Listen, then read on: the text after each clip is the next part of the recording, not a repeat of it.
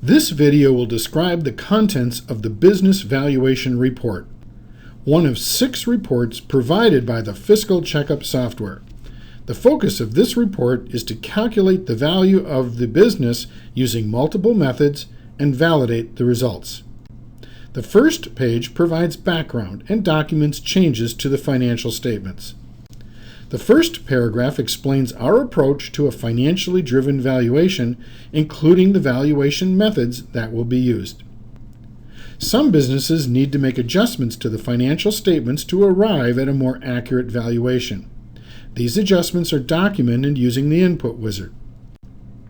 For example, if the owners received compensation above what a new owner would expect to receive, it's important to add that extra compensation back into the income statement.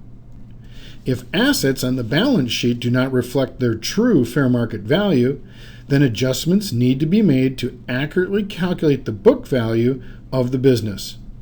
This section lists all adjustments entered into the wizard. Line 10 compares the working capital accounts and ratios of the company to their industry.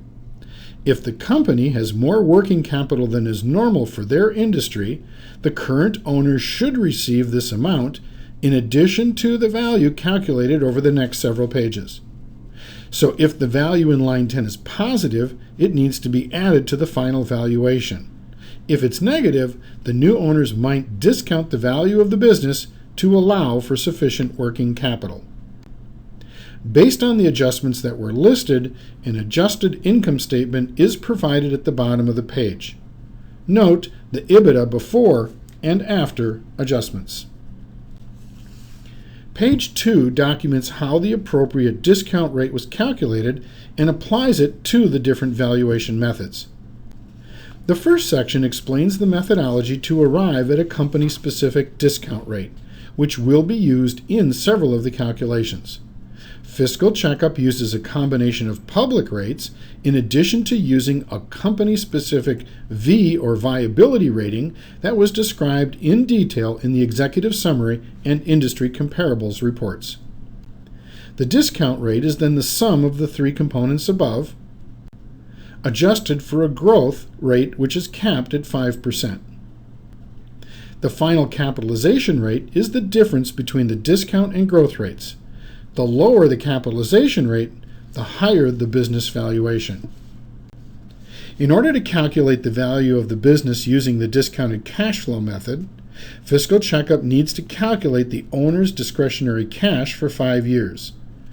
To determine the owner's discretionary cash, Fiscal Checkup uses historic rates for sales, average EBITDA, capital expenditures, and working capital, unless the user input other values to be used. Fiscal Checkup shows the first 3 years out of 5 of owner's discretionary cash in the table. The first valuation method is the discounted cash flow method, where Fiscal Checkup calculates the net present value of 5 years of owner's discretionary cash flow to arrive at the discounted cash flow valuation. Fiscal Checkup includes the sale of the business in 5 years and discounts that value. Next is the capitalization of earnings method, where the prior year's adjusted EBITDA is divided by the capitalization rate to calculate the capitalization of earnings valuation.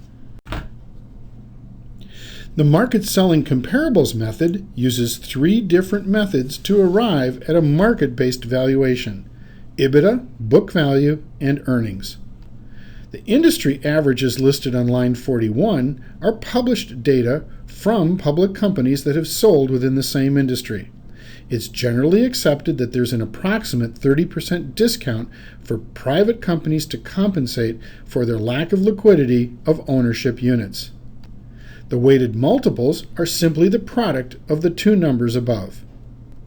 The values in line 44 are taken from the financial statements, including any adjustments, and using the weighted multiple values in line 43, values are calculated for each method. The values are then averaged to arrive at the blended valuation.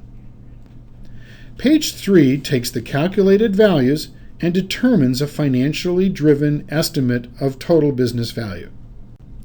The 3 valuation methods used on the prior page are shown, with the weighting listed to come up with a weighted value for each method. The total of the 3 weighted averages becomes the fair market value of the company. If there is debt, it would likely be subtracted from the fair market value, resulting in the net amount a seller would expect to receive. The full valuation range, which is plus or minus 10% of the fair market value, is presented here. Remember, back on the first page of the report, there will also be an amount added or subtracted to the fair market value based on the excess or shortage of working capital. In order to validate the accuracy of the calculation, the final table calculates the pre-tax return on buyer's equity, assuming they provided 30% of the purchase price in cash and financed 70%. Most buyers would expect a 20 to 30% return on their equity. So if the pre-tax return on a buyer's equity is 20 to 25%, then the fair market value listed should be accurate. As the return on equity goes below 20%, the lower value would be more accurate. Returns exceeding 25% would suggest the top end of the range. Values below 15% or above 40% would suggest that the actual valuation is below or above the calculated range presented here. Another check on the fair market value of the business is to check to see if a prospective buyer can earn a pre-tax return on their invested capital in excess of the weighted average cost of capital. When the return on invested capital exceeds the weighted average cost of capital, it means the investment provides a positive use of funds. On the bottom of this page are 2 graphs, one showing the different calculated values for the different methods, the other showing how the capitalization of earnings value has changed over the last several years.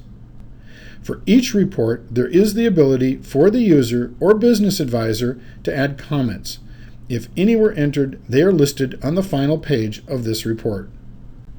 Thank you for watching this video. If you have any questions or suggestions, please call or email us.